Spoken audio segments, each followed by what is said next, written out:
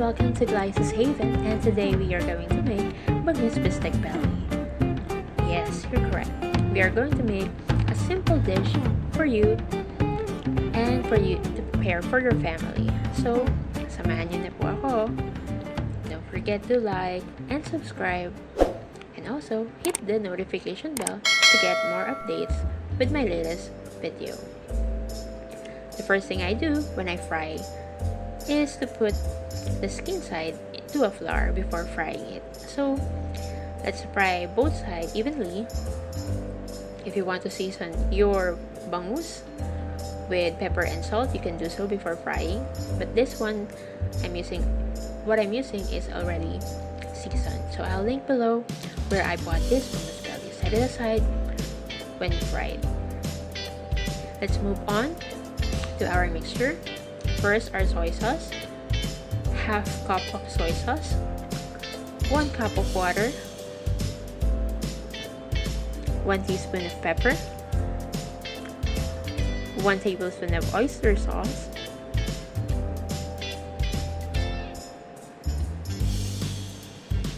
i-mix lang po natin ito. And this will be very simple. If you're going to use beef, just marinate it with this soy sauce recipe, and then we add in sugar.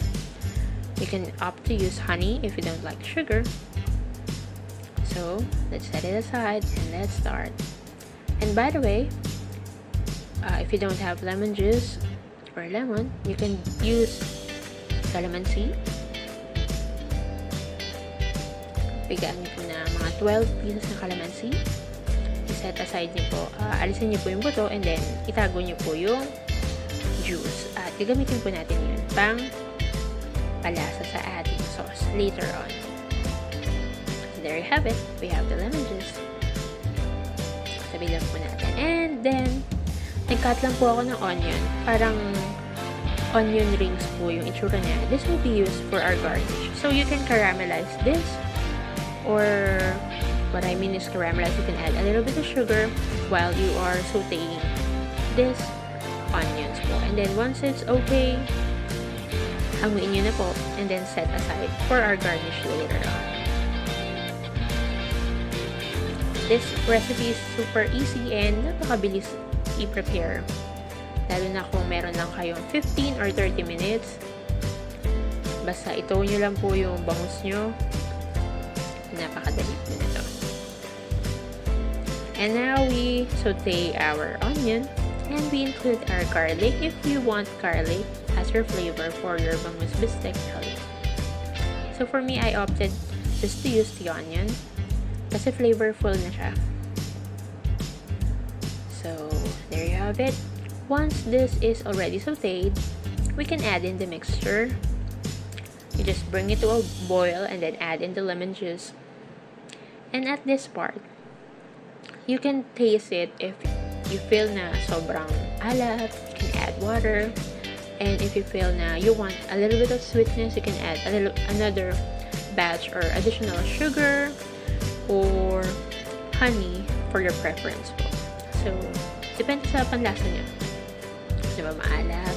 Gusto nyo ba matamis? Gusto nyo ba peppery? Pwede nyo rin lagyan ng mas maraming pepper.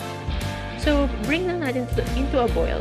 And pag nag-boil na siya, stir lang natin ng konti. And then, patayin na po natin yung apoy. And we can add in our bangus. And there you have it. Our simple and very easy to make na bangus bistek belly. In just a few minutes, you already have your ulam, and I'm sure your family will love it.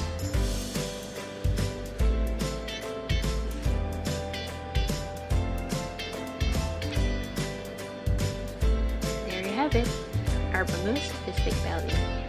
Thank you for watching, and please follow us on Facebook, Glyce's Haven, and don't forget to like, share, and subscribe to our video.